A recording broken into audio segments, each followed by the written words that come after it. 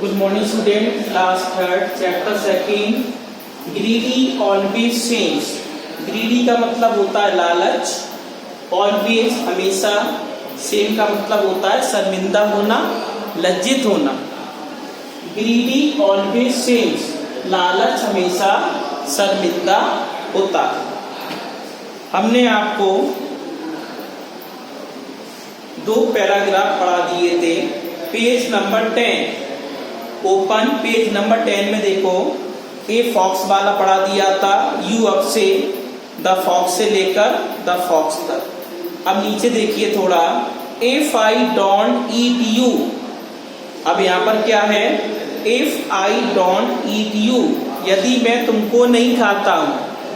If I don't eat you, यदि मैं आपको नहीं खाता हूं. माई हंगर विल नॉट एंड, मेरा जो हंगर है, जो मेरी भूख है. एक होता है, हमने बताया था हंगर, एक होता है हंग्री, HUNGR. हंगर का मतलब बताया था भूख, और हंग्री का मतलब होता है भूखा. हंग्री का मतलब होता है भूखा, हंगर भूख. अब इसमें क्या है, if I don't eat you, यदि मैं आपको नहीं खाता हूं. माई हंगर विल नॉट एंड, मेरी भूख शांत नहीं होगी, मेरी भूख समाप्त नहीं होगी. एंड का मतलब होता है समाप्त होना. If I don't eat you, यदि मैं आपको नहीं खाता हूं. माई हंगर, मेरी भूख, विल नॉट एंड, मेरी भूख समाप्त नहीं होगी. ग्रोल्ड, ग्रोल्ड का मतलब होता है गुर्राना. जानवर होते हैं गुर्राते हैं. जैसे कोई जानवर है, दूसरा जानवर आ गया उसकी रोटी लेने के लिए, तो पहला जानवर वो गुर्राएगा उसके ऊपर, तो ग्रोल्ड कहते हैं. GROWLED का मतलब होता है गुर्राना. ग्रोल्ड द वुल्फ, भेड़िया गुर्राया.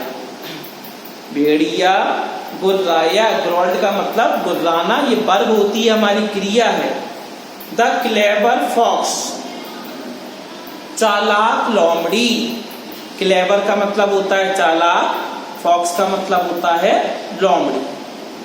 द क्लेवर फॉक्स, चालाक लोमड़ी, गॉट एन आइडिया. आइडिया का मतलब विचार आना. लोमड़ी के दिमाग में विचार आया.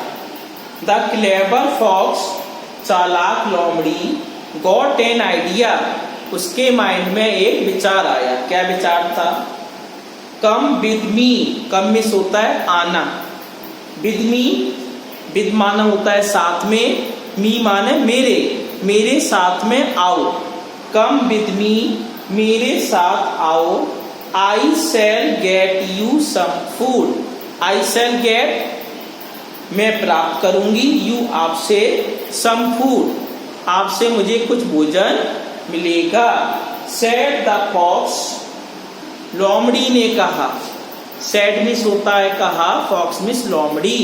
लोमड़ी ने कहा टू द वुल्फ, किससे कहा, भेड़िया से कहा.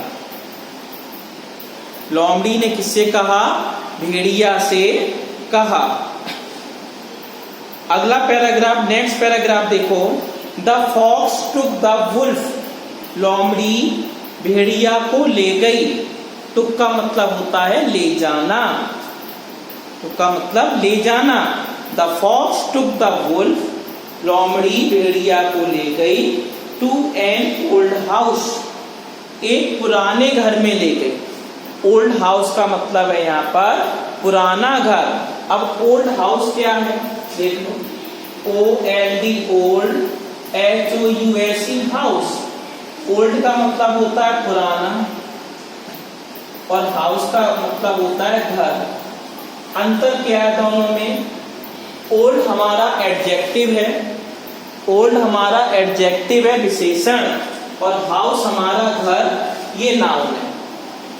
हाउस हमारा घर, ये नाउन है, कॉमन नाउन है. ये घर का नाम तो नहीं, आर्य भवन, शांति निकेतन नाम तो नहीं है, प्रॉपर नाम तो होगा नहीं, केवल हाउस है.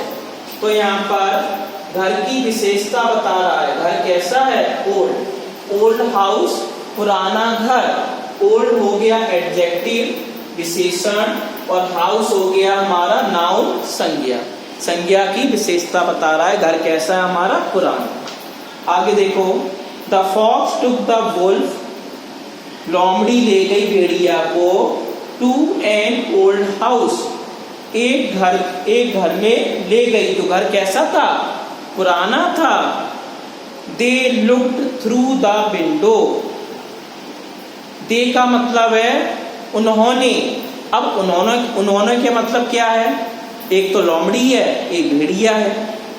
दो का प्रयोग कर रहे हैं। दो के लिए दे प्रोनाउन का प्रयोग किया जा रहा है। दे लुक्ड, उन्होंने देखा, गौर से देखा। जब हम किसी नए स्थान पर जाते हैं तो गौर से देखते हैं उस चीज को।